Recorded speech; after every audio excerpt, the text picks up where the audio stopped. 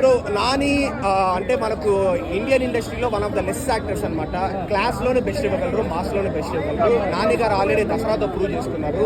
So మళ్ళీ ఈ మూవీతో మళ్ళీ ఇంకా డెఫినెట్లీ ప్యారడైజ్తో ఇంకా హ్యాట్రిక్గా ప్రూవ్ చేసుకోమంటారు.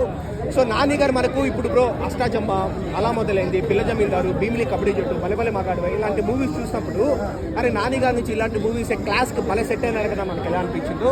ఇలాంటి మూవీస్ చూస్తే మాస్గా కూడా బాగా ప్రాపర్గా సెట్ అయినాడు కదా అని మనకు అనిపిస్తుంది అనమాట.